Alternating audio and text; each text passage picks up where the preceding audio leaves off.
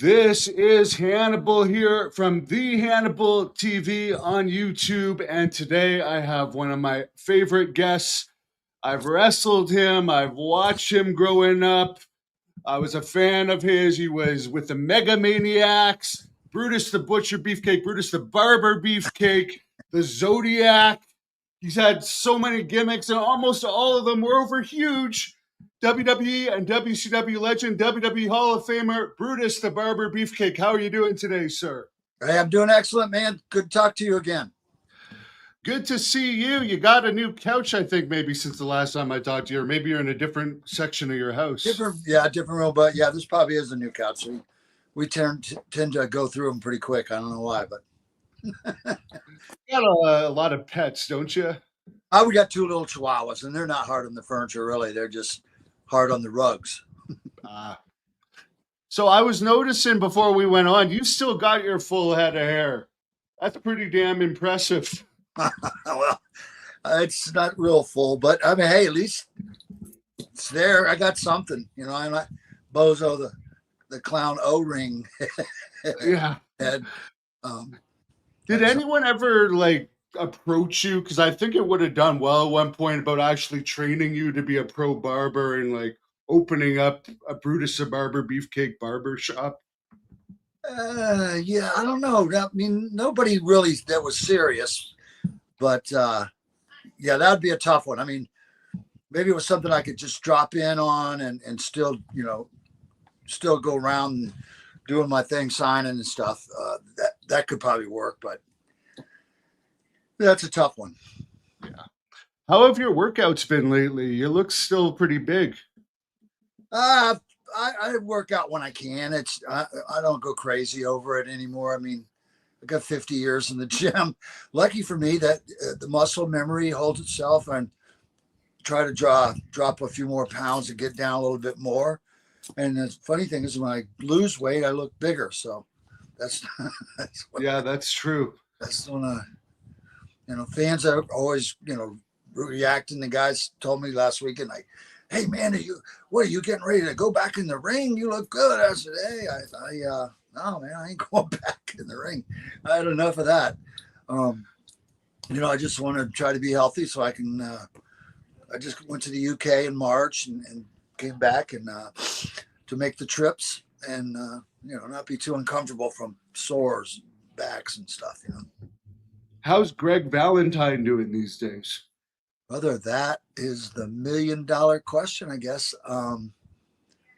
He's not allowed to take my calls.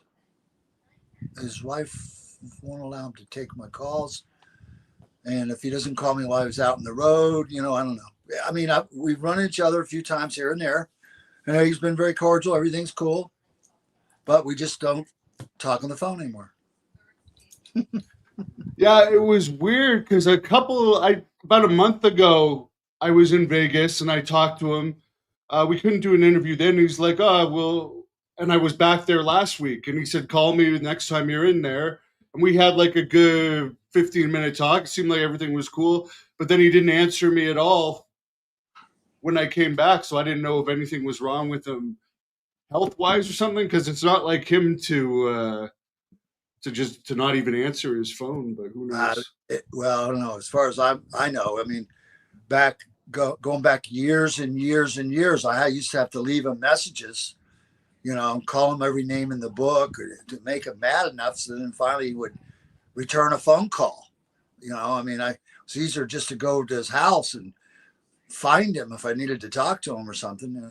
Mostly I would be trying to call him to, let him know about a booking or to try to make him some money, But if you don't want to take the call, then I'm only gonna break so much, I ain't get. If he doesn't want to go somewhere, I'm not gonna force it on him.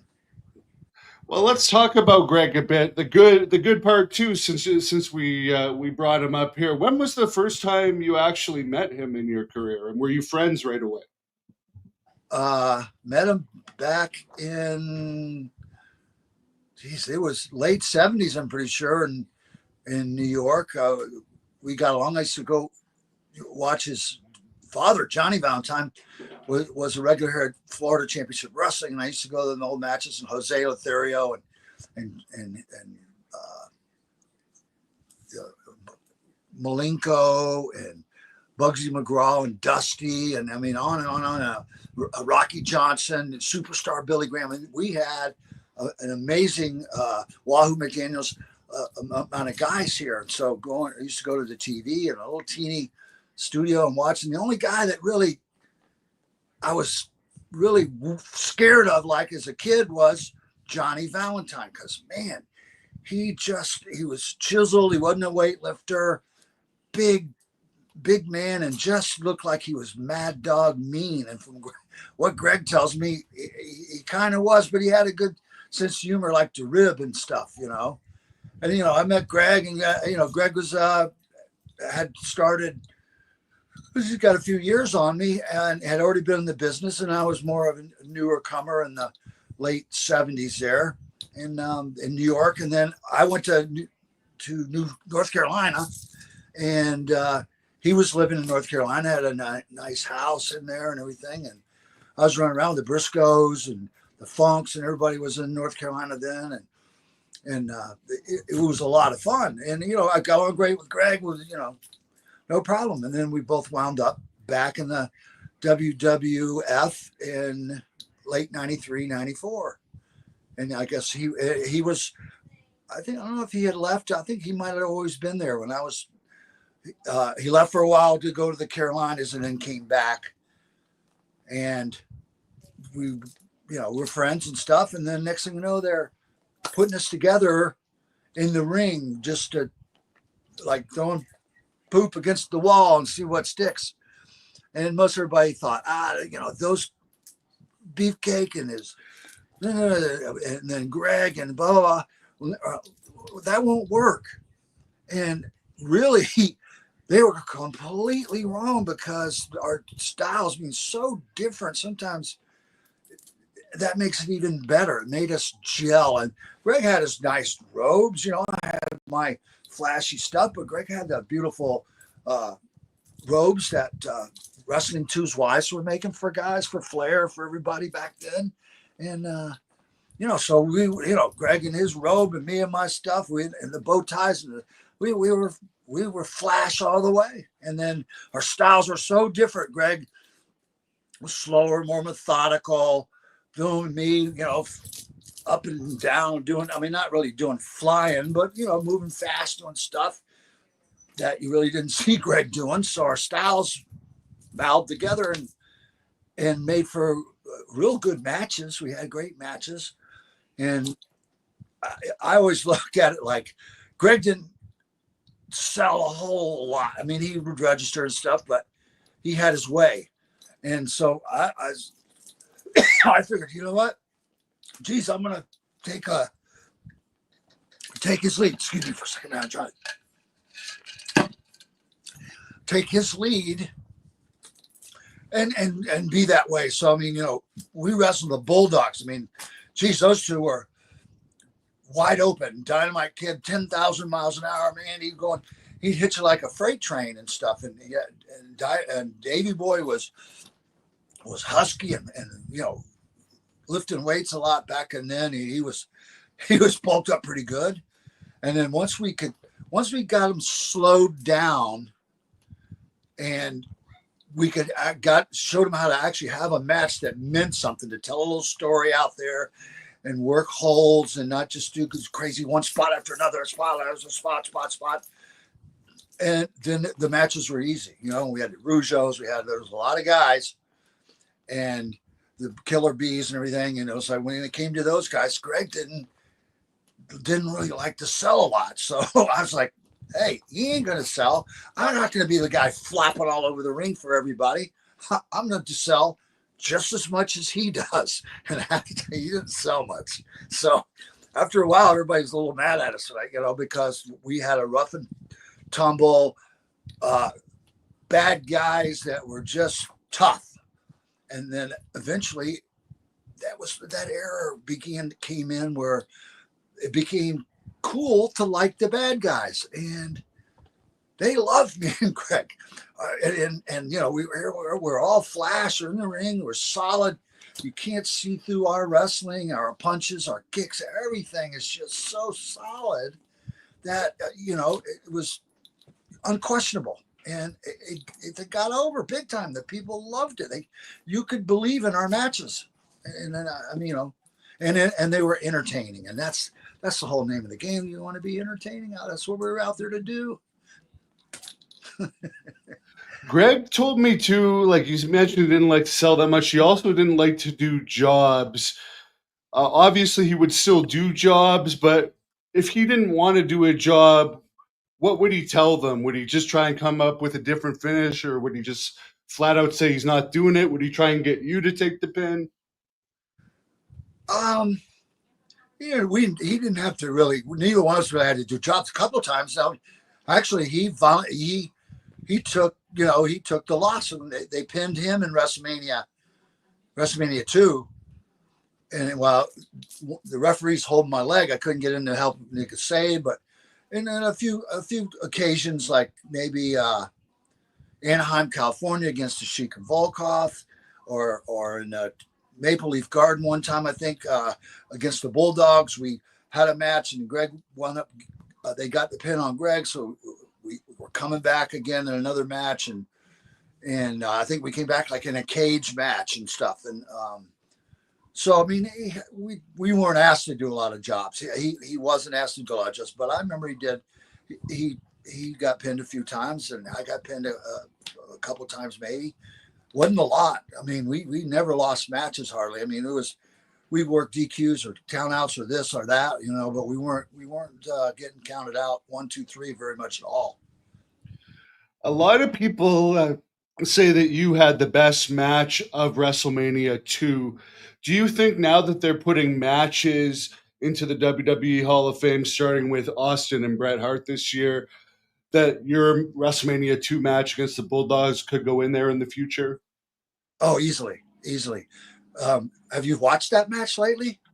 I mean, not since I was a kid, actually. I should go back and watch it again. You should watch it, because Davey Boy and I did a move that I never rehearsed with him, but he trusted me. We were always did this thing where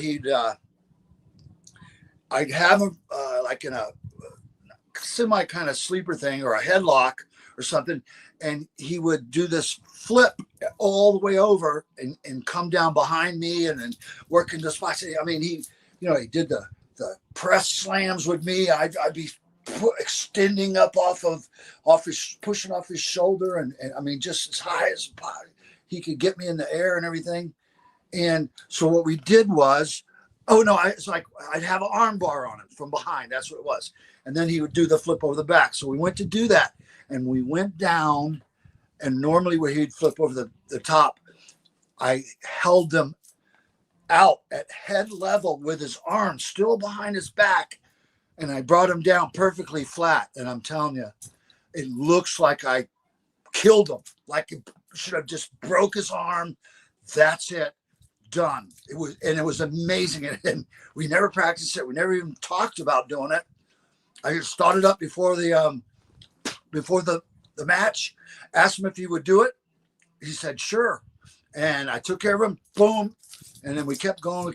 I mean, it was a great match. It was a tremendous match. We just, those guys were fantastic, and we had fun. It was, I hate to say it, I love the guys, but they weren't prepared to get the belts yet.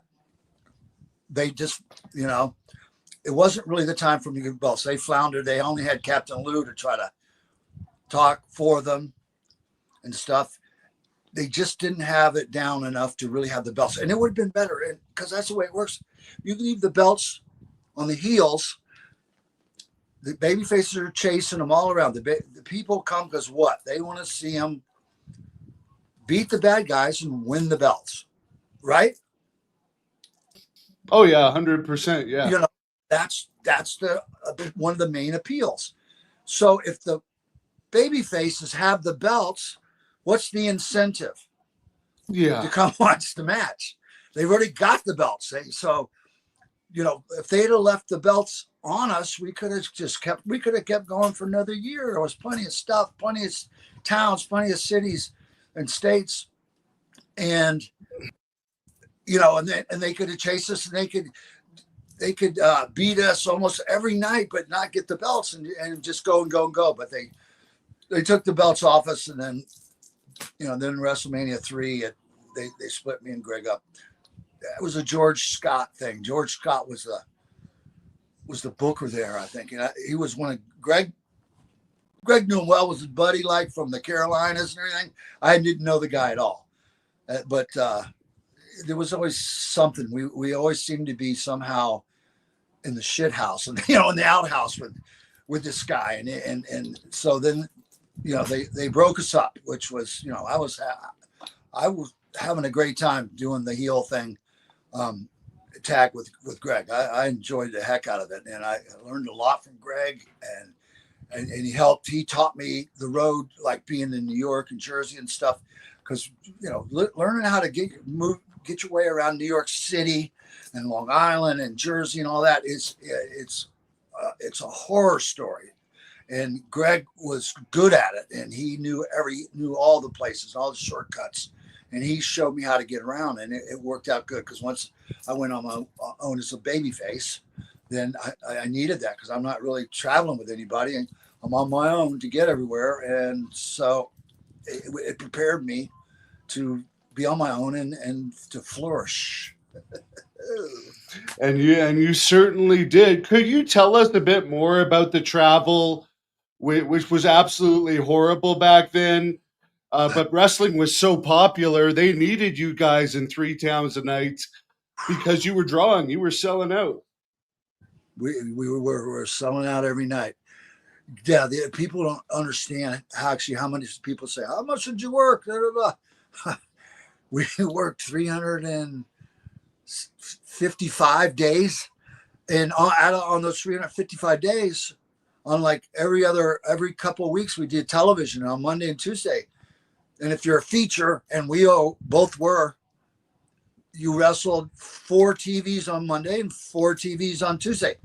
Sometimes matches are fairly short. Doesn't matter. When you lace up your boots and you get in that ring, it's just as dangerous being in there 1 minute as being in there 25, 30 minutes, whatever. And it's stressful on your body.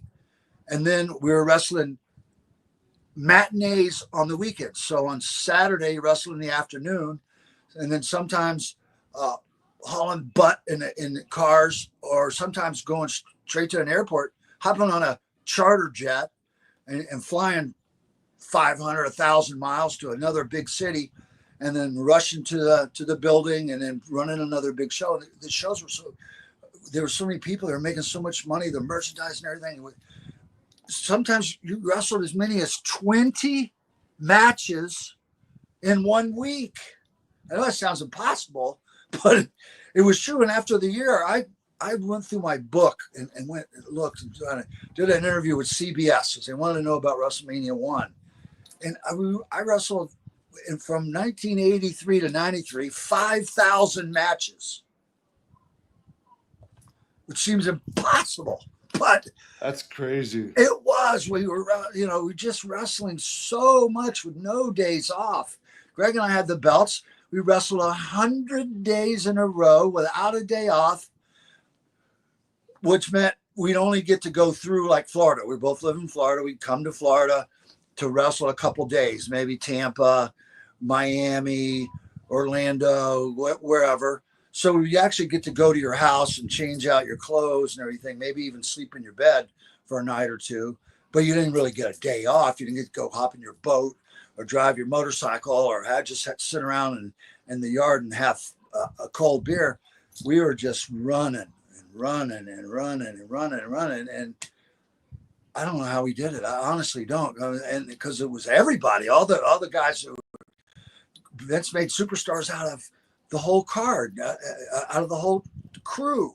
So that's how he could run 3 shows a night and still, be drawing 25,000 in one house and then maybe 15,000 in another house. And then at a third town drawing 7,000, which for small towns, 7,000 people is fantastic. Yeah, it's amazing. A bunch of fans wanted me to show you. This is just a very quick video of something Jacques Rougeau said about you. So I'll just play it quickly so you could respond to it. Some guys in the dressing room that there's some guys that were insecure about themselves or their position, however, but they would go ahead and say some things. Like I remember a guy, Brutus the Barber Beefcake, going to see Pat Patterson and saying, "Hey, tell him to stop talking that freaking French there." And when he said that, because maybe he was friends with Hulk, he thinks he had some privileges or something. I was looking at him like, "Hey, man, when Tito Santana and Pedro Morales, they'd speak Spanish with Jose the Conquistador or something, no one says nothing. And I still don't understand what they're saying, but I don't give a shit because I don't think they're talking about me. I don't feel like that. If they're more comfortable talking in their own language, it's normal. It's just normal." So a lot of the boys had heat when Pat came to me and Raymond. He says, "Hey guys, do you mind speaking English?" I looked at the Pat and I said, "But no shit, tabarnak." like I'm gonna. Brother, Did that actually happen? No, hell no, that didn't happen. Jesus, I could care less if he spoke Greek.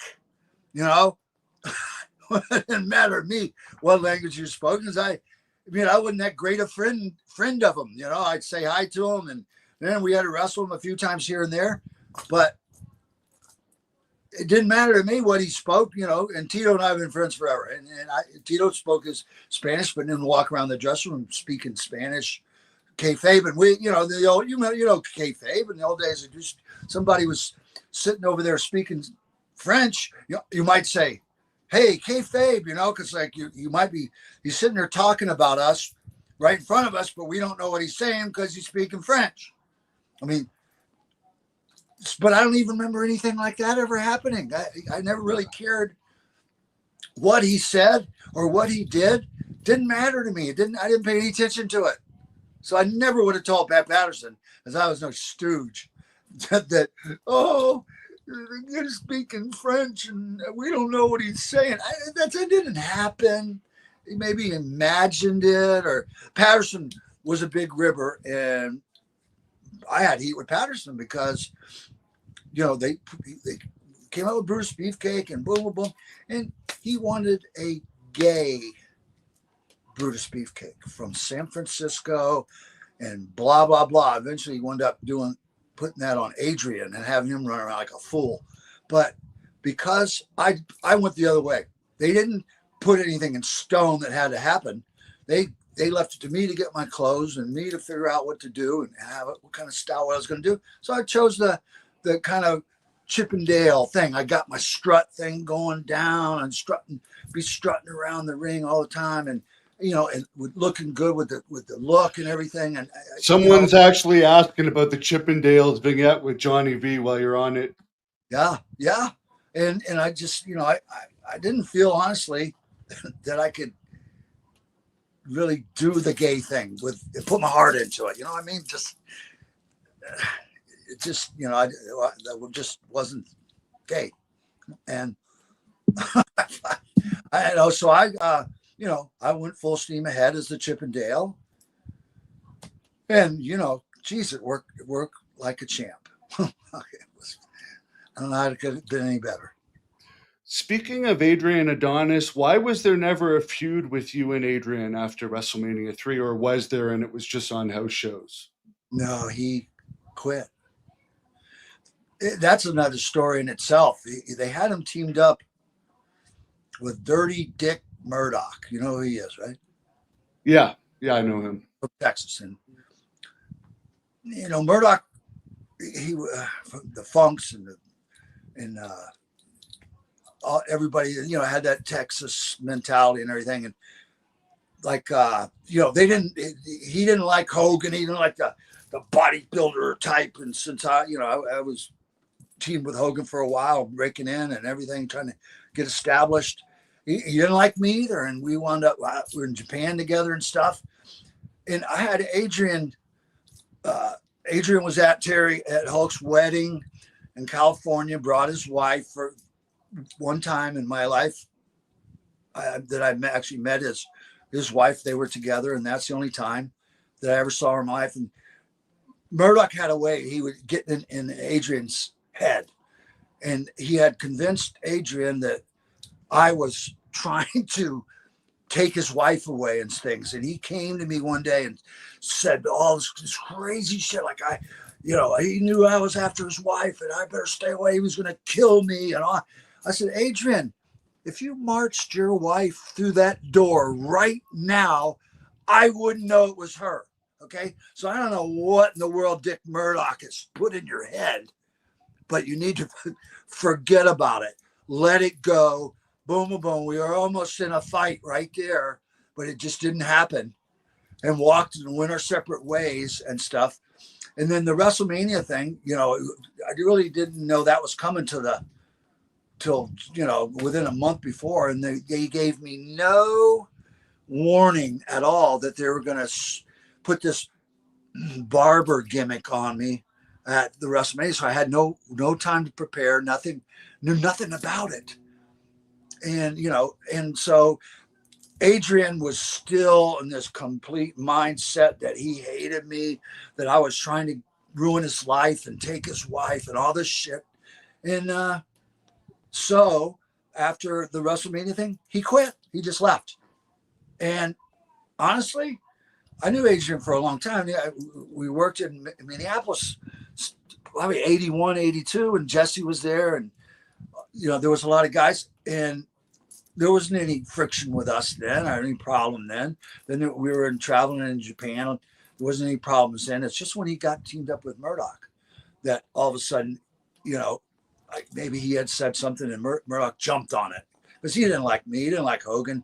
He didn't like the bodybuilders. He didn't like Tony Atlas. He just didn't like it. Didn't Tony Atlas says he was in the KKK or something? Did you ever hear that about Murdoch? Yeah. Oh, yeah. That's true? I don't think it was true, but the way he talked, it was, we were on a tour in Japan, and it was a smaller tour, and we were hitting some northern towns in the mountains and stuff, and we were in Kumamoto, and because I'll never forget this, where it's one of the smaller towns, nothing to do, blah, blah. And the Yakuza boys, the local guys, love wrestling. The sumo was their deal. They came to the matches, and our interpreter said, you no go with mafia guys. No go with the Yakuza guys. You guys don't go. So yeah, we said yeah. And then afterwards, they came and grabbed us, and then Murdoch tagged along. So they took us to some bar or restaurant, and they fed us, and we went to a bar. And I mean, just like to buy a drink over there was like $25 for a drink, real alcohol. I mean, beer was beer, but so, I mean, they're buying us food, they're buying us everything. We're sitting in the bar, and they keep bothering me. They keep saying beefcake. I mean, no, it wasn't beefcake. There was they called me Ed Leslie. Edo. Arm wrestle. So they always wanted to arm wrestle me. So I've got 3 little Japanese boys. I get down on a glass table, big, thick glass top, 3 little Japanese boys hanging on my arm, and I'm just holding my arm and laughing at them and slapping them in the head. And next thing you know, 2 of them fall off. So I'm really, putting the pressure on to hold them. The 3rd guy goes through the glass table. Boom, explodes it. Put a cut all the way around my wrist, but didn't actually cut anything vital. I'm bleeding all over the place. So now at 1:00 in the morning, they got to take me to a hospital in Kumamoto, which it wasn't a big town, and try to get me sewn up. And it looked like Frankenstein stitches. It looked like somebody, like a veterinarian had stitched me up, not like a real doctor. And it wound up, now I'm getting in trouble now because I'm not supposed to be out with a Yakuza, and now I'm injured and I can't finish the tour. So they got to send me home. So boom, they send me home. Murdoch stooges us out that we're the Yakuza boys, and I get fired. But, one of those times when it did pay to be a friend of Hulk's, and because he got me booked over there the first time in 1980, and I went for years and years. And he made the call, and not only did he get my job back, he got me a raise. So Murdoch, unbeknownst to it, had done me a favor by getting me fired, because I got to come back pretty quick and got a raise, made more money. Murdoch was partners with Adonis at one point, right? That's why they were buddies. Yes, he was, man. Yeah, that was. Yeah, I'm glad I didn't have to ever. I never really wrestled Adrian Bush one-on-one at all. You know, I mean, he was a slob, brother. He could wrestle. I mean, the guy had no body. He looked like a top, little skinny feet, big body, little head, but he could do a lot of amazing things, fly over the ropes and stuff. But he was a slob. He was always drunk.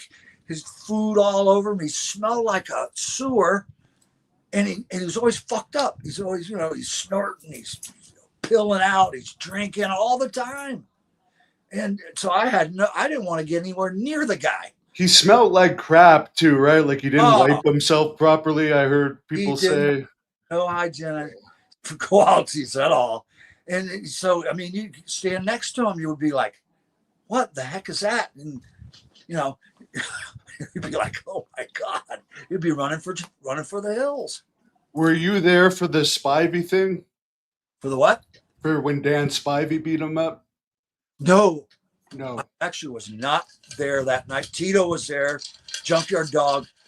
We were good friends. We traveled, daily on the road together. And so I got the play-by-play. And Dan Spivey he's a boy he's a Tampa boy from here. I knew Dan. And when I heard about it, I was like, all right, Dan. Because he always, Adrian picked on people that he thought he could get away with, and abuse them in the ring and do mean shit to them, and not taking care of a guy the way you're supposed to, and hurt guys, or not hurt them bad, but still tweaking your arm or tweaking your knee or doing some stupid shit.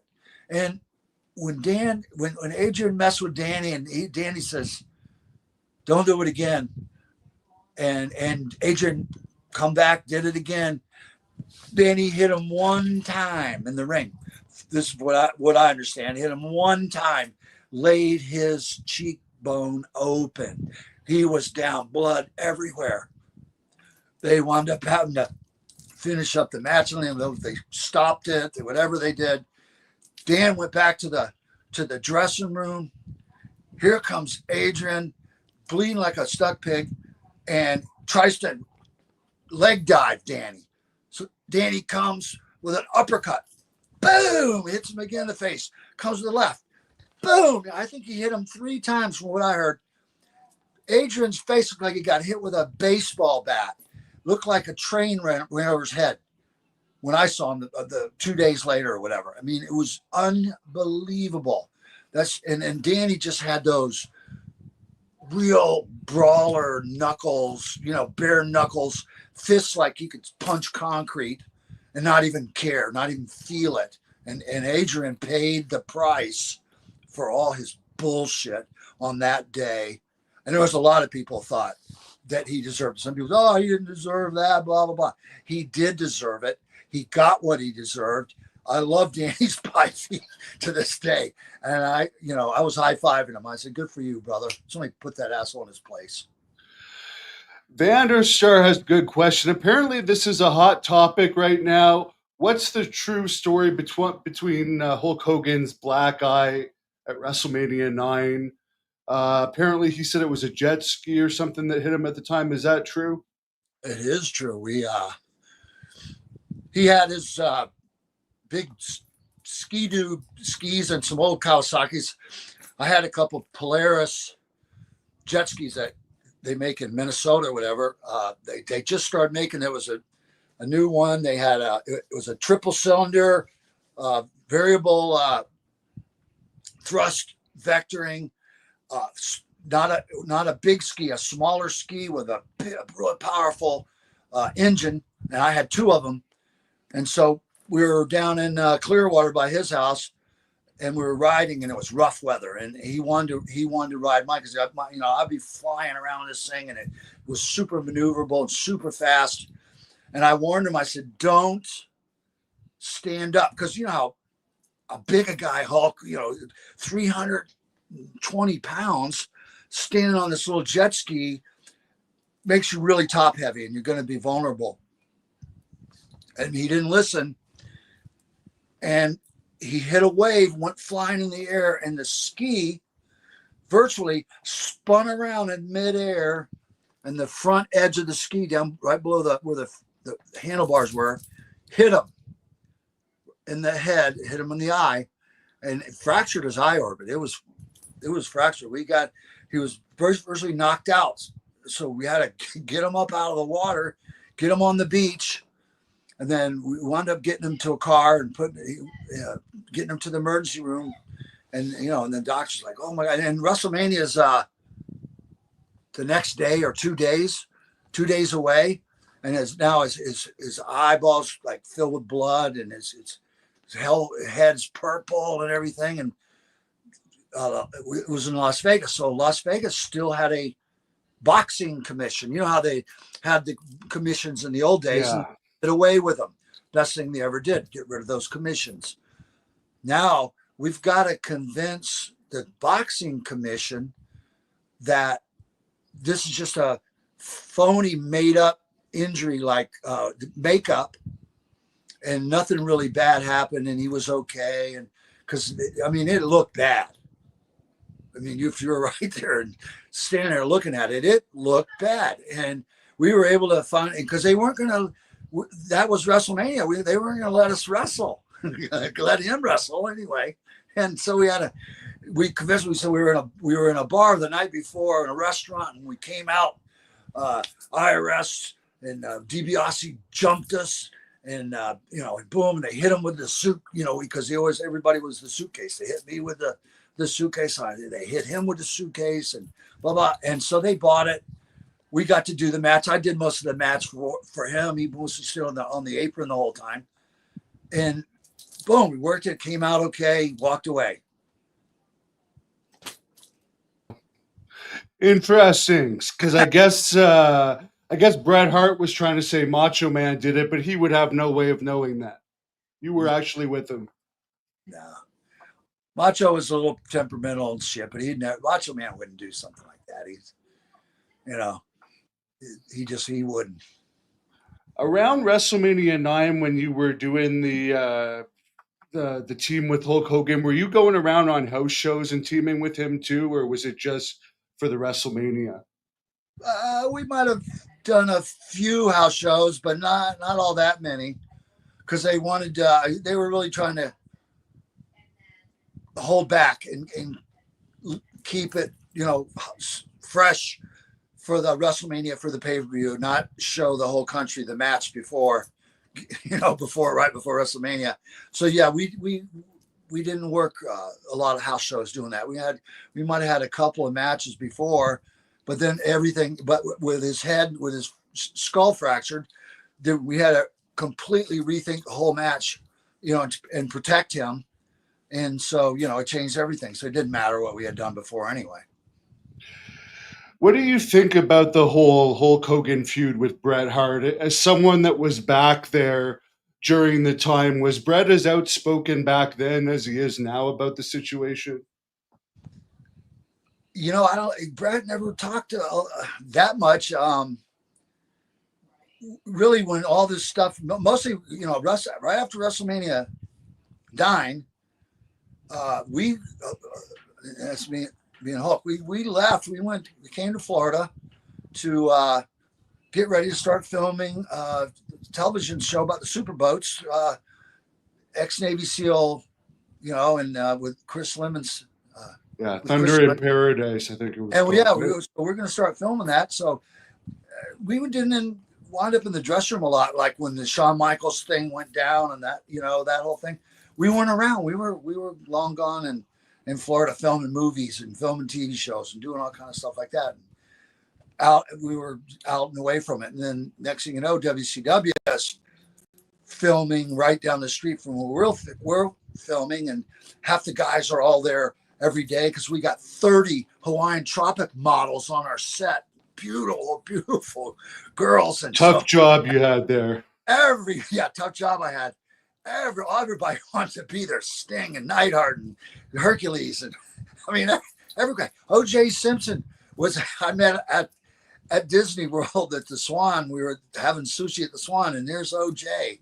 hanging out because of the Hawaiian Tropic Girls. He liked the blondes. What other celebrities have you hung out with? Being like Hogan's best friend for so many years. I mean, you were there for the ride, and you were a star yourself. But like you were at the top of the top in those days. Well, I appreciate that, brother, for sure. Well, Tiny Lister, Zeus, who was involved in the SummerSlam '89. And then the cage match afterward, and then he actually came and did a bunch of matches in WCW and some pay-per-views with us. Mr. T had come for WrestleMania 1, and then had come in and out for some stuff, and then I wrestled Pat Patterson in the Forum in Montreal for a sold-out show, and T was the special guest referee, and Patterson got counted out 1, 2, 3. I didn't use a sleeper on him, so he didn't wind up getting his haircut, or I gave him a little clip. He didn't wind up getting a full haircut or anything. But T and I hung out a lot, and I was well represented in Montreal. I had a big following there as far as the women go, and so me and T were hitting all the St. Catherine Street, hitting all the bars and stuff, and when we would be together on the road, we would always hook up and hang out together, while we're around. And that's one of the biggest ones I remember. I'm trying to think. Well, Chris Lemon, he was a hell of a guy. Jack Lemon's son from the Thunder. I heard you say Bret Michaels from Poison too in another interview. Bret Michaels, yep. I met. I was in Massachusetts at one of his concerts, and invited me, and I came down and went in the tour bus with him and talked to him. He talked about near-death experiences and how his life was changed, and I talked about mine and all that. And there was definitely some connection. Then he was a super nice guy. I knew more rock and rollers versus like real actor celebrities, but I knew a lot of the rock and rollers, a long list of guys, and so that was what I loved, to go to the concerts and go backstage and see Ted Nugent and see Z Top and Bad Company and Leonard Skinner and on and on, Aerosmith and guys like that, and those kind of bands.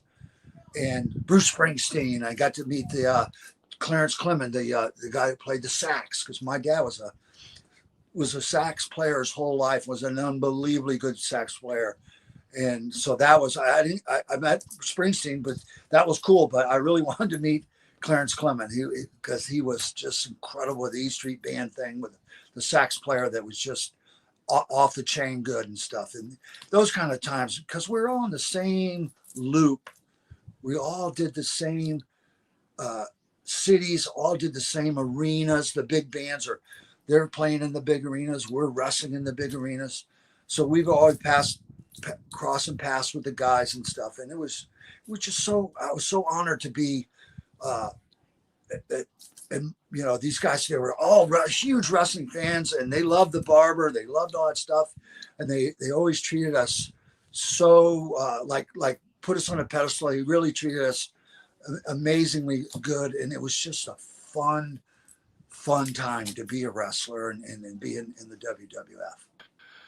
I noticed that they have No Holds Barred playing on Tubi now, so it's getting another life again. What was it like working with Zeus? Basically a guy that was an actor, but he was over. Like, he was probably the hottest heel in the company at that time. Well, Tiny was he was a heck of a guy, and no wrestling experience, a big guy. So we had an opportunity. We had a day to work with him in a ring. He came to Florida and spent a day with us in the ring, and we walked through stuff. And Tiny's been in front of the camera for years and years, but he's never really worked for an audience of 25,000 people live.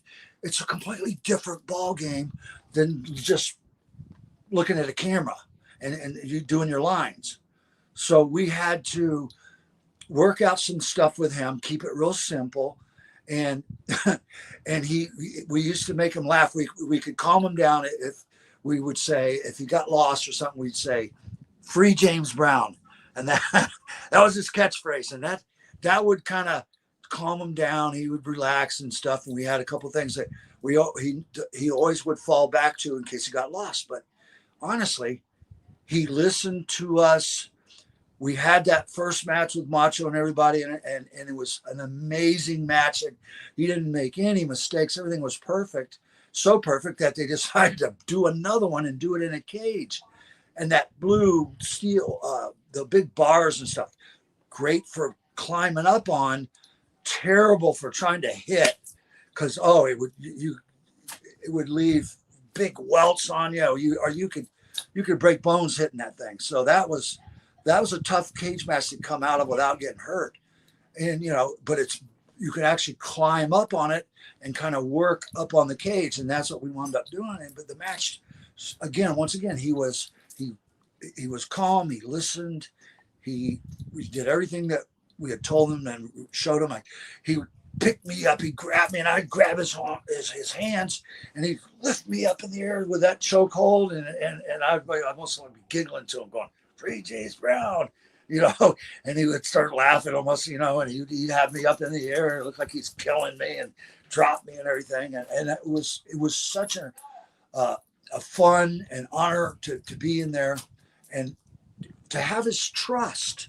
He trusted us enough to go on pay-per-view in front of the world and not make a fool out of him. Instead, make him look like King Kong. And I don't know what else to say. That was it. It's a tremendous match. If that match doesn't go in the Hall of Fame, I don't know what match would. Yeah, that was huge at the time.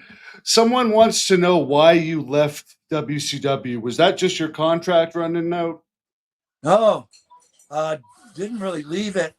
The WCW started flailing a little bit. Things were happening, and Bischoff and his butt boys are all making $700, $800, $1,000, $100 a year, making all this money. Nobody was wrestling. Nobody was working. They weren't working house shows, and so the company was floundering a little bit there. They brought in, I don't know if it was AT&T, one of the big phone things was merging with Turner, and they did an audit on the company. And when they saw all these guys making all this money, and they weren't bringing any money in, wrestling and house shows or anything like that, they cut everybody. They stopped it. They cut my contract off midstream. They still owed me, I don't know, 70, 80, 100 grand for the rest of my contract. And it wasn't even worth trying to go after, because, they got all the money, they got all the lawyers, and I'm going to hire somebody to try to get 100. If it was $1 million, okay, it would have been worth it.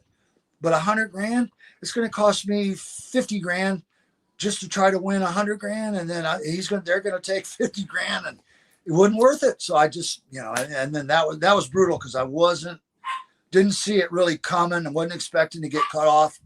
And I had just refinanced my house, had a huge mortgage, big house, beautiful house, planning on staying with forever. Wanted to have to sell it because couldn't make the payments anymore. There wasn't enough work. Working independents couldn't make the money as an independent to pay the bills. And that's too bad.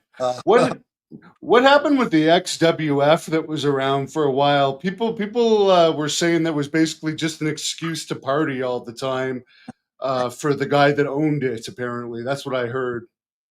Yeah, the guy was loaded. Loved hanging out with wrestlers, Knobs, and those guys were in, Kevin Sullivan and Greg and Murray, and Mr. Perfect. Even a lot of the announcers and guys from WCW days, but they wouldn't put me in it. I was like, why? Everybody else is getting all this free money.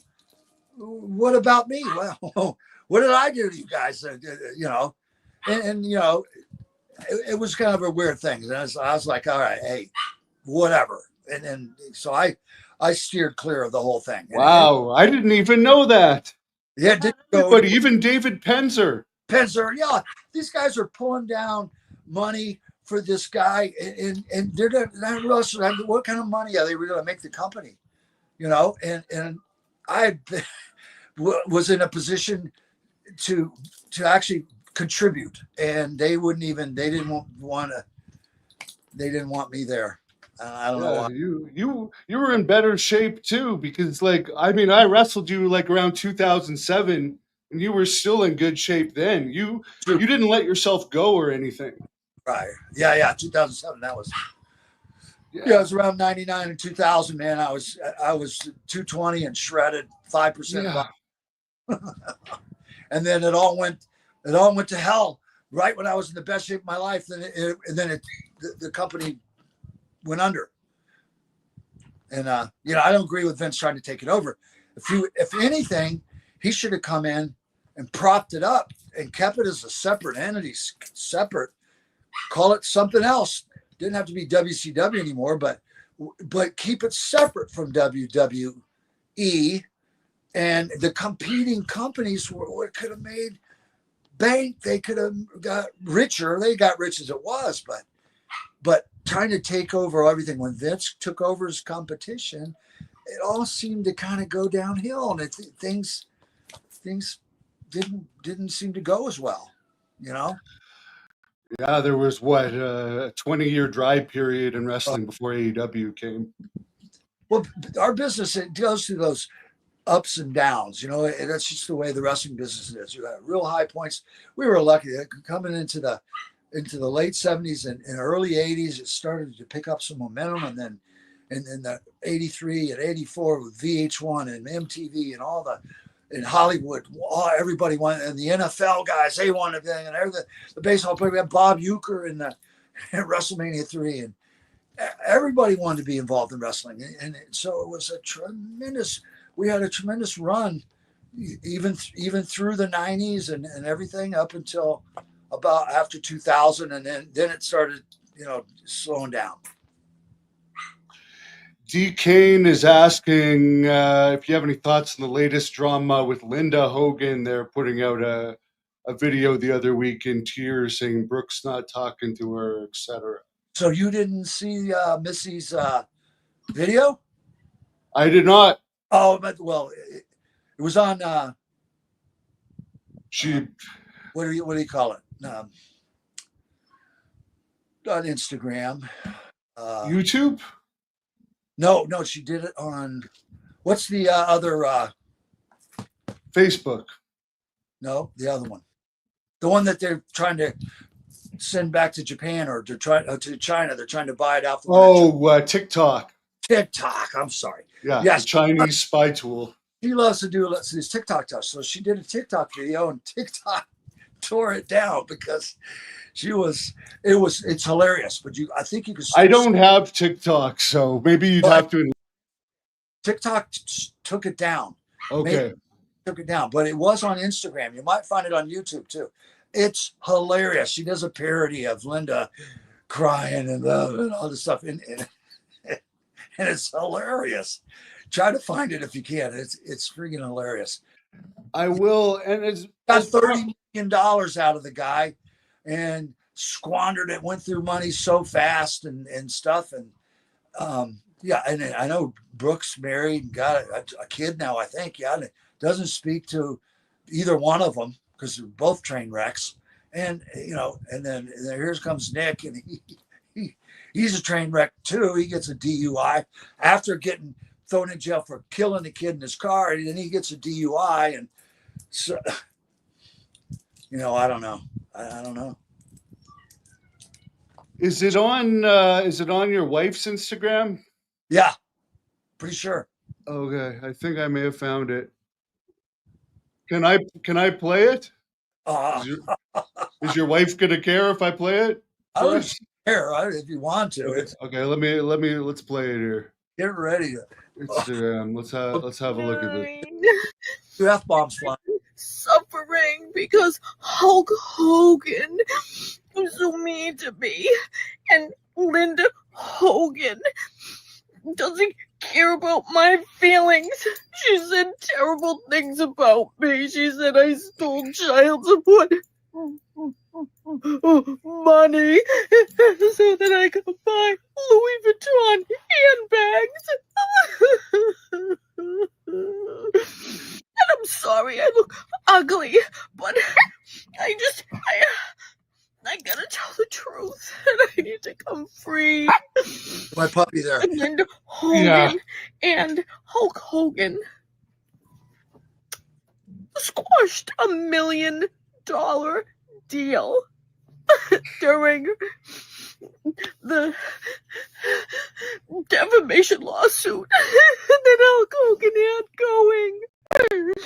They squashed the deal for Brutus after he went to Good Morning America. And after he went on social media and posted, and I'm sorry, all my fans for having to make fun and looking ugly and having a pimple, but I gotta let you know the truth. Linda Hogan is a fucking fraud. The Hulkster, the fucking fraud. The only person that was ever nice to me was Brooke Hogan. Despite hearing things about me, she never passed judgment on me. She just accumulated all to, quote, family drama. So, please, Linda, stop being a fucking cunt. Would you please? And Terry, Hulk Hogan, you've had plenty of time to rectify the situation with Brutus, and you just won't. And I'm not sorry that I rejected you. It's not about that. Well, we could watch the whole thing on your wife's Instagram page, but she's quite an actress. She's quite an actress. Wow. She is funny, and she's been doing these parodies and stuff on Hulk on her thing and for a while, because I'm the commissioner of Boca Raton Championship Wrestling. We've got a great little group going on out of Boca Raton, wrestle every couple months. Tremendous NXT guys. We got a giant. He's 7 foot tall. We got really good athletes. Tons of guys.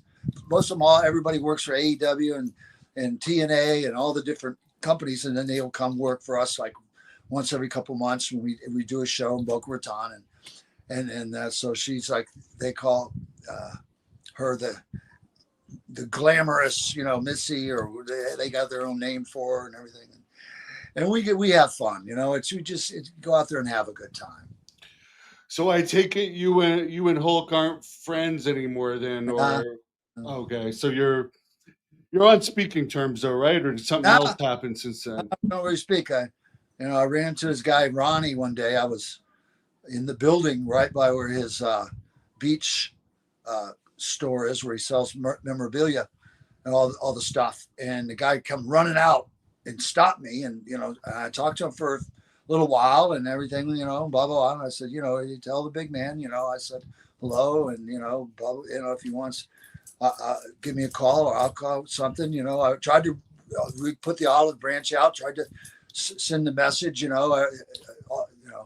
let there be bygones be bygones. Life's too short for all this drama. And he wasn't having it, so whatever. What she said about him rejecting him. Yeah, he hit on her basically. And there's a bunch of stories flying around about wives and people that he's hit on, and it's not pretty. Hogan? Yeah. Really? I did not know that. Well, yeah, I was. Believe it or not, it's true, or somewhat true anyway. They definitely tried to hit on my wife right in his kitchen, and then she told them off, and then next day, that was it. We weren't welcome.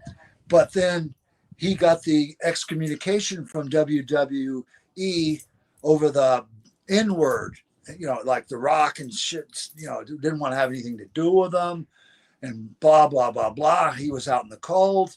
And then when they called me about coming in to do the Hall of Fame and asked, who I might want as a presenter, but they weren't going to have presenters.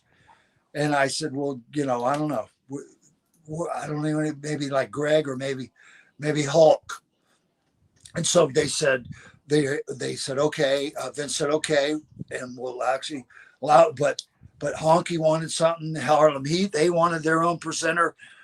They were actually pissed. Stevie Ray was cussing and screaming on the bus going over to one of the things about how, Beefcake was getting special treatment. They wanted their presenter because I got my presenter.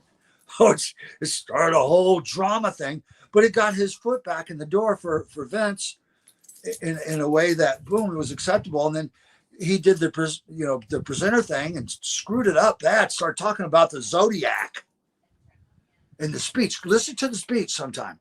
He starts talking about the Zodiac. Well, that was. I have no recollection of him mentioning the Zodiac. I'm going to have to listen. Talking about WWE. Zodiac happened in WCW.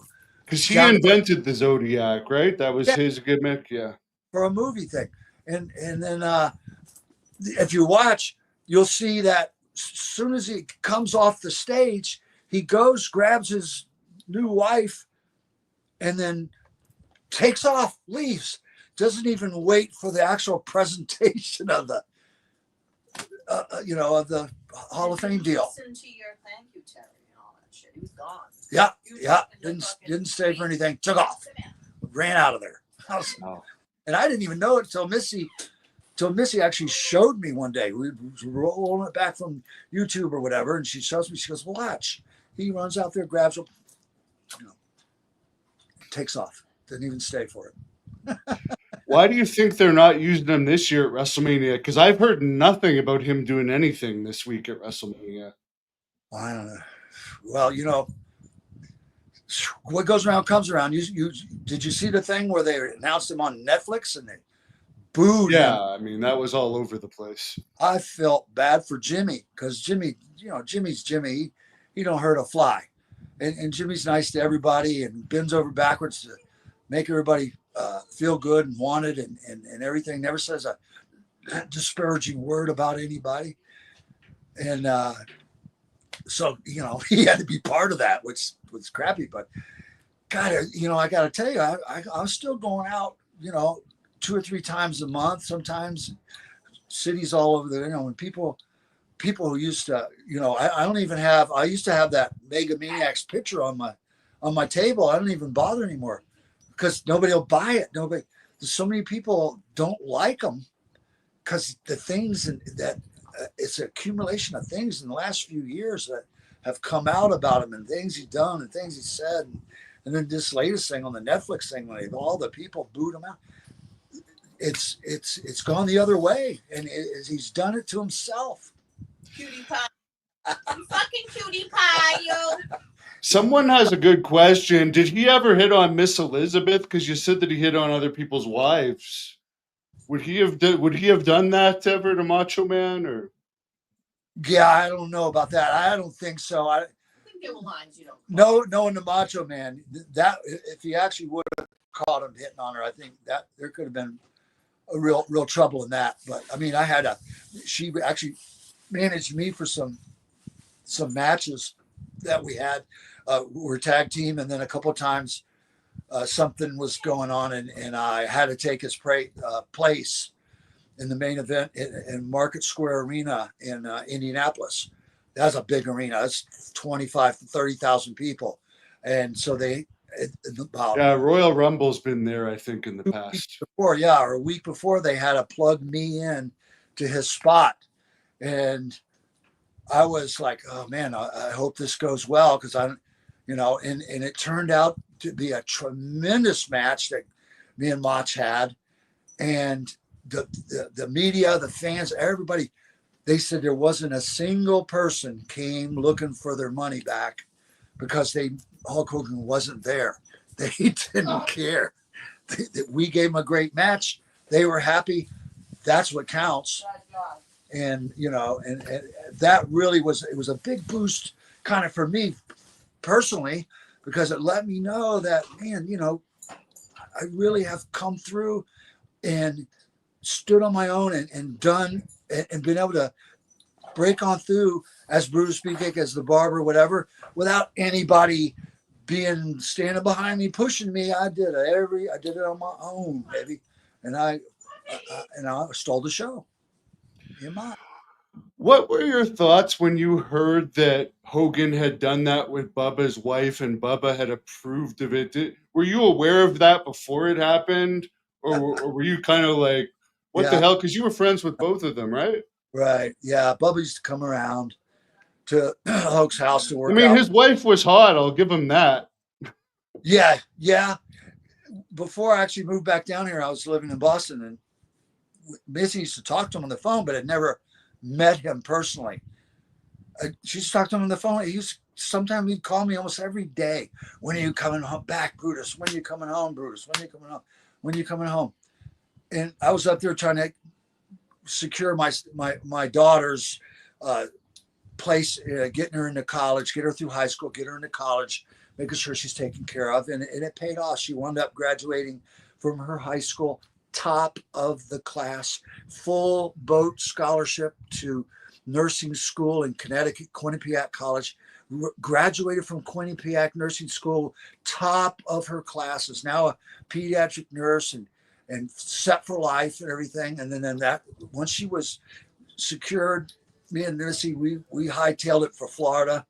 And when I got here, he says to me, I didn't know you were going to bring her.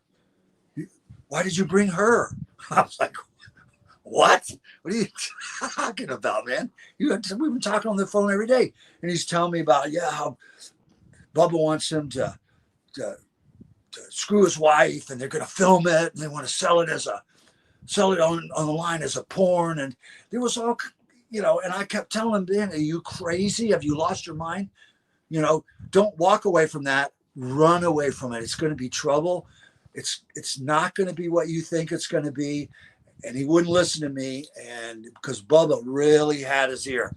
Bubba used to call him 20 times a day, had him on the radio every day. They were kissing his ass. And his head was so big, you couldn't fit through a doorway. It had to be a double wide door just to get his big head through there.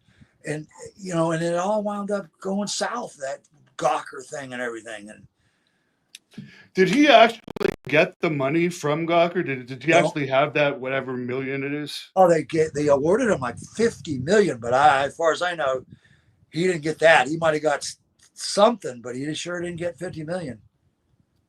So his main money now is probably his WWE deal and whatever he gets from the beer company. Yeah, he got his new beer, which sucks. I don't think it's available in Canada yet. I wouldn't doubt it. They'll probably ban it up there if they're smart. Someone wants to know, and a bunch of people have asked this, do you have any Andre the Giant stories you could share with us? Andre. Yeah, well, this is a good one. It's in my book. It's kind of a double story. Well, two quick stories. We always stay in the Keio Plaza in Tokyo. It was like an 80-story high building, big, beautiful, huge hotel, beautiful place. And we'd always come in, usually into the Keio, and then we'd hop a bus or we'd hop a train or the bullet train from there and travel the country, do our tours, and then wind up back at the Keio Plaza before we'd whisked off to the airport and fly out. And Andre, the bathrooms and the hotel rooms were small. I mean, Andre would have a problem in a huge bathroom, and there's no way Andre could go sit in a toilet in a bathroom. So what he did was, before the trip home in the plane, because he couldn't get in the bathroom in a plane either, he would shit in the bathtub. And I mean, sometimes I can't even describe it. There would be so much shit pile in the bathtub. that like the maids, the little maids would come in after to clean the room, so that he'd leave the door shut. They'd come in the room, they'd be going, oh my God, what's that smell? These little 5 foot tall, half bent over the maids and everything from carrying rice in the patties their whole lives. They come in, they open the door to the bathroom, and there's just giant pile of shit, look like 50 cow shits in the tub, and the little mama son faints, boom, goes down. The next one, she comes in to see what happened to the one. She sees the shit, she goes down. Next thing you know, they're calling hazmat crew. They got a hazmat crew coming in white suits, and they're taking the maids out on stretchers and trying to revive them and everything. And I'll never forget it. It was like the hotel alarms are going off, and I mean it turned the whole hotel went into a code red for like an hour after that. And Wow.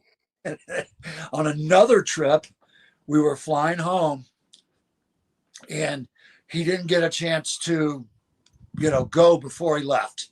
So now we're on the 747. You know how big those planes are, right? You've been on one? Yeah, I have. Yeah. Yeah, they got the upstairs. Some of them even have a full bar, all kind of shit upstairs. And then towards the back of the plane, they had they had these big restrooms even, but he still really couldn't fit in those.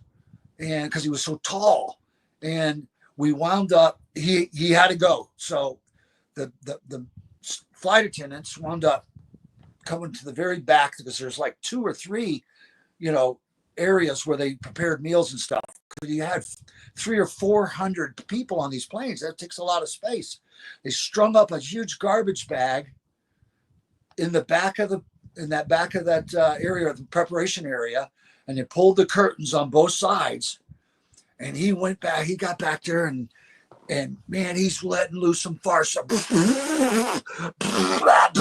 mean, it's just the sounds.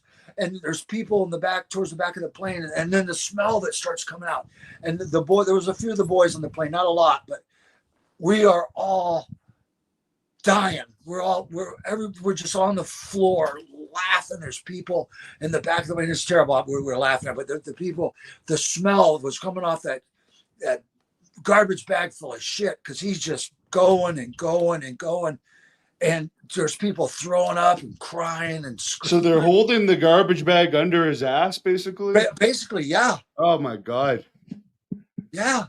And the poor flight attendants, they were so horrified. A couple of them had to just go and sit down. They couldn't even, they had to take a couple hours off duty. They couldn't even handle it. They were just so grossed out, so horrified. And it didn't bother Andre a bit. He just, he could said like this, said, okay, went back up to first class, sat down, and started drinking again. Would he always buy the drinks? Is that true? You got free drinks if you got to hang out with him? Yeah, pretty much. A lot of times they weren't charged. Everybody gave Andre drinks. And if you were hanging out with them, they pretty much gave everybody drinks. It wasn't like he had to buy everybody rounds, or because he certainly would, but he didn't really like all that many guys anyway. So there weren't a whole lot of guys hanging around for drinks and shit. But I was lucky. He liked me, and I got along with him. And a lot of tours in Japan. We had some pretty good trips and stuff, and had some fun.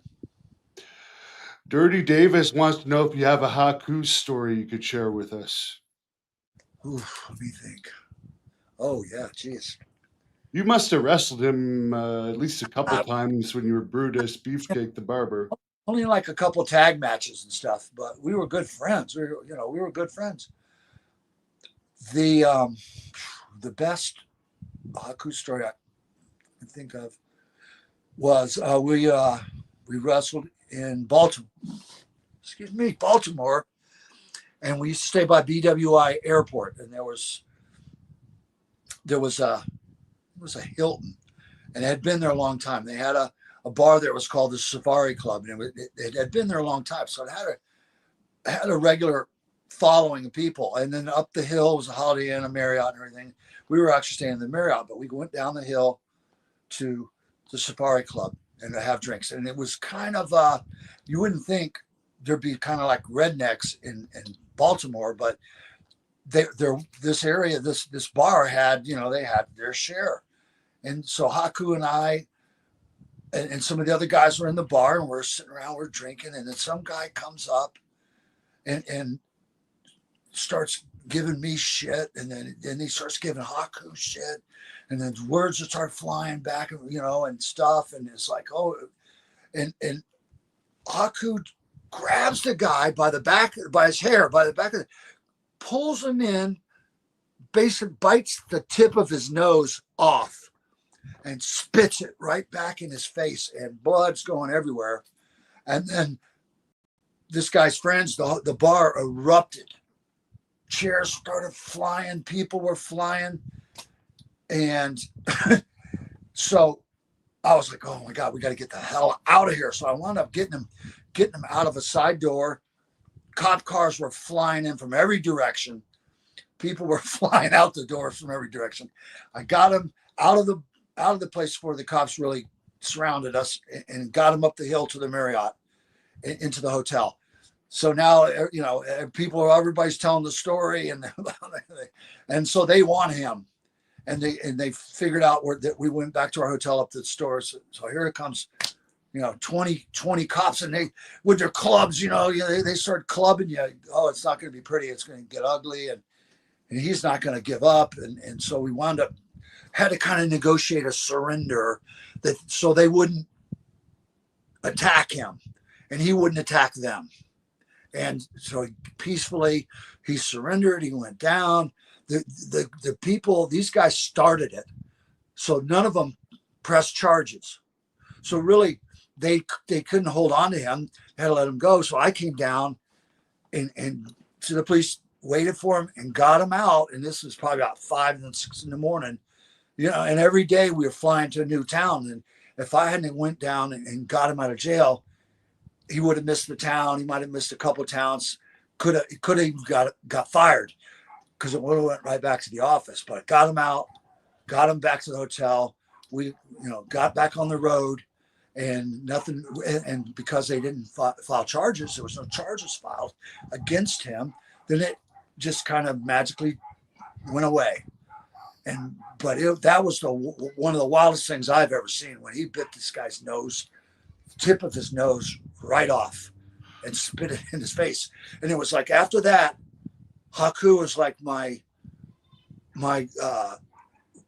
best friend in the world, like savior. I mean, he was like always like, hey, is anybody bothering you, man? I said, no, everything's okay. If I said, hey, that guy's bugging me, Haku would go over and smash him, because it was like he appreciated the fact that he was on his own down there, and I was the only person who came to help him, and I helped him and got him out of there, got him to the airplane, got him back to the airport, and got him on a plane the next day, and he didn't lose his job, he didn't get in trouble, and it was like forever. I mean, to this day, he still treats me like, just like I'm a, like a god to him, that I helped him, and it was a pleasure. I didn't do it to get anything out of it. I loved the guy. I thought he was, the Samoans and were my friends. They helped break me into business. They always took care of me, treated me like family. And to him, he was like my family. So I'm not going to leave my family behind. I'm going to get him out of jail. I'm going to do whatever it takes to help him. And so it all turned out good. Now, I've never heard of this story, but somebody says Tama, a.k.a. the Tonga Kid, did an interview where he claimed Haku beat you down. Have you ever heard this? I never heard this. I've heard a couple times. A couple of people say something. Him and I were talking in the shower one time or something. And I made a joke because, he did those. He wasn't real big on the chops, but he would do. His hand was like I've taken them. I've wrestled them. Right. They're like bear paws. You know, and I was joking. I said, please don't hit me with that chop. So somebody took it as that I was complaining because he hit me with a chop, and I was crying about it. He hit me with a chop, but it was completely the opposite. Because I had heard that down the road. A few years later, I'd heard it. Yeah, we heard you were in the shower and you were crying to him about because he hit you too hard. I said, no, that wasn't the case at all. I was making a joke out of it. I was ribbing him, kind of saying, you know, brother, you know, blah, blah, blah, we'll do it, but just don't hit me with that chop. You know? And so, you know, to this day, I don't pay attention. There's a lot of jealousy, brother. There's a lot of jealousy. People were jealous because of me. They said, oh, you got Hulk's buddy, and you get everything, and you go everywhere, and you're such a Bischoff has a new video out too. I didn't watch it, but didn't he put something out about you on an airplane or something recently? Or he said about the guys. Yeah, he said I pissed on the plane. You publicly pissed somewhere, right? Is that true? The Nasty Boys had done something crazy, and they got in trouble and stuff on the plane. But you know, yeah, it definitely wasn't true. But you know, he loved just making up shit. Yeah, Bischoff. For some reason, you and the Honky Tonk Man, he always goes after you guys. Yeah. Well, I don't know. I have nothing. I'm no shortage of things to say about him. He's a great fraud. Him and Jason Hervey, you know, they were partners doing television, selling reality shows to people, taking their money and filming stuff. And then when it came time to get their things onto TV and make deals and everything, they'd come back to the people and say, oh, well, you know, they didn't like it. So they turned down they're not going to give us a spot. They took tens of thousands of dollars from people and then just stole their money and then just, you know, and then went on to the next person and conned them. He's a con man. He didn't know that. He never put on a pair of wrestling boots. And in my opinion, he didn't know dick about wrestling. Who was he to run a wrestling business, you know, and claim to be all knowing, all seeing, smart guy? Don't know shit about our business or running it. You know, I never saw it, never figured out how he ever did it. He was a genius con man, though. I got to give him that. Were you there when Coco Beware beat up Paul Roma, or did you hear about that story? Yeah, I heard about that one, but yeah, I didn't. You didn't see. I love Coco. I know Coco since 77 when I was first in Memphis, and when I first met Wayne Ferris, Honky Tonk Man, and Jimmy Hart, and Coco was there too. You know, when we were all, you know, and Coco's been my friend ever since. I love Coco. He's a great guy.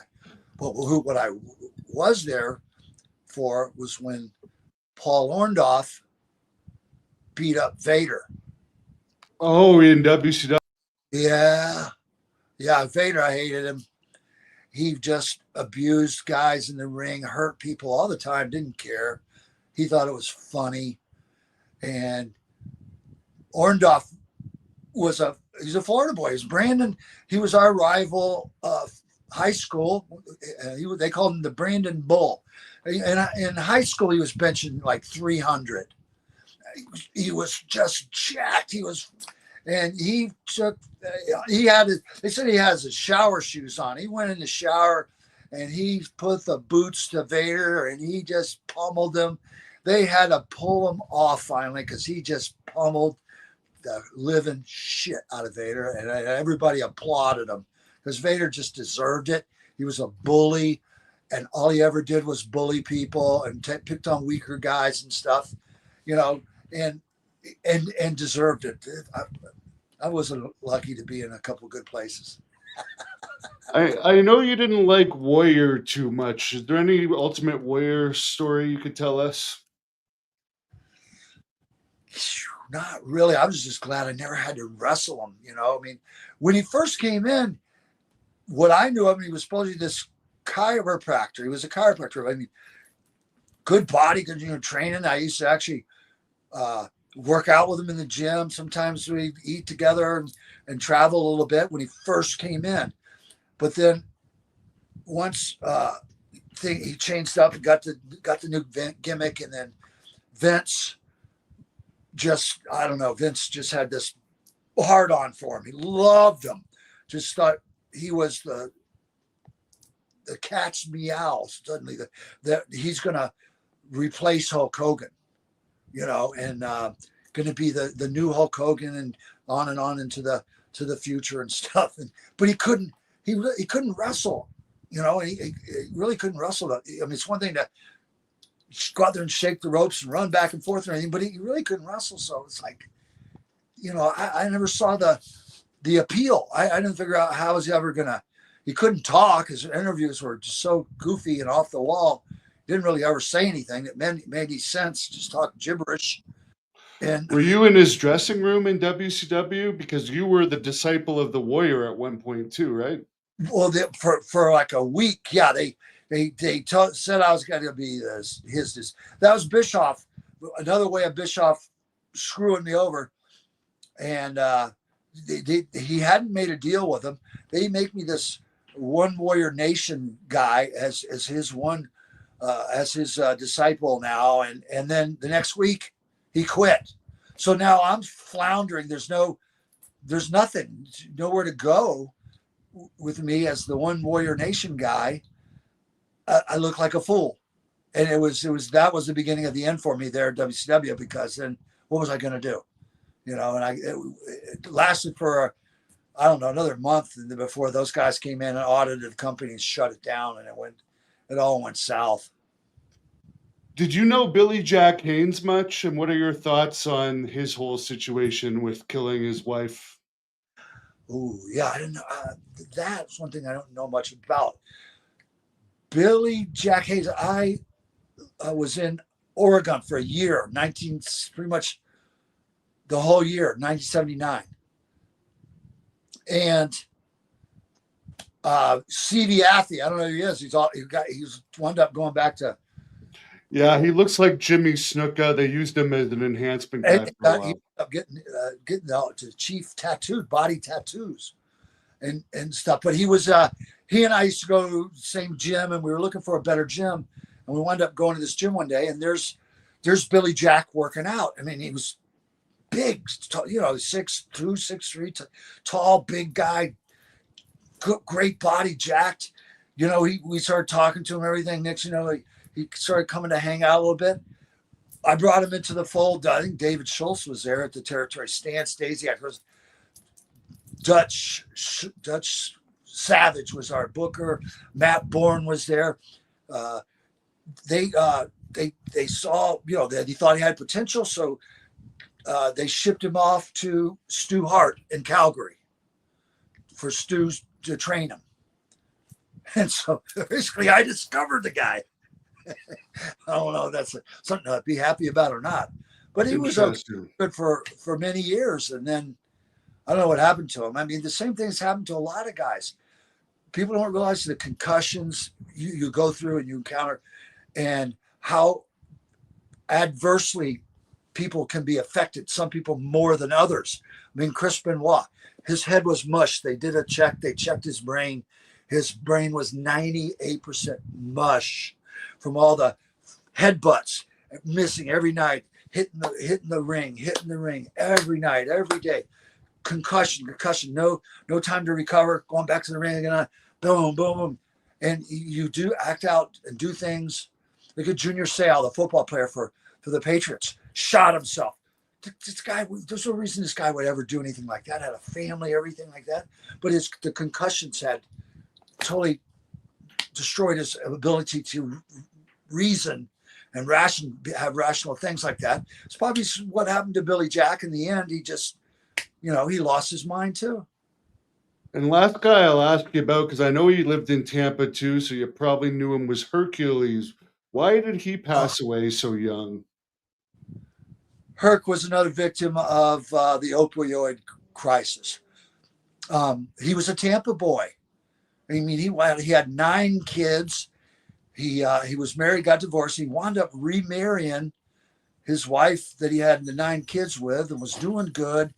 But the opioid thing was happening, and between drinking and I mean, and the schedule we're on, the amount of he died from basically overdose with alcohol. That's too bad. Are you going to be in Vegas at all this coming week for WrestleMania?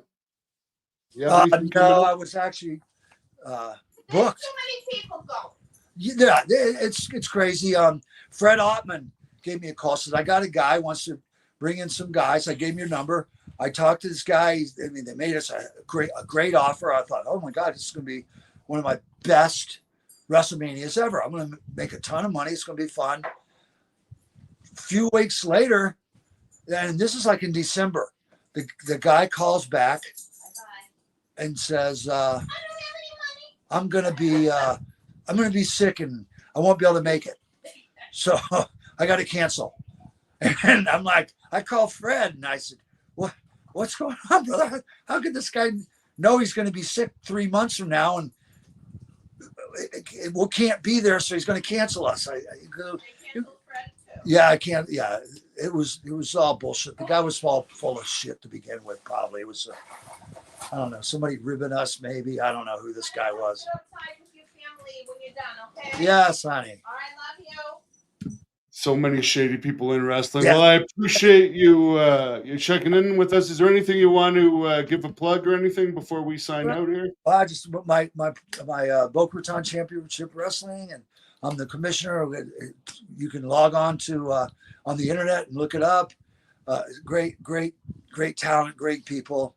I just want to thank all my fans. My huge people are always coming out and driving long trips to still come to see me, and I can't.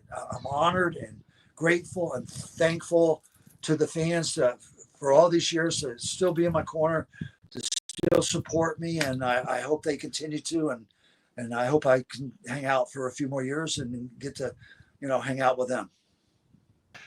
Awesome. I really appreciate it. And could you just do more of a promo to shut this down, as if it's like one of those 80s superstars wrestling promos to sign us off here? Let me tell you something, brother.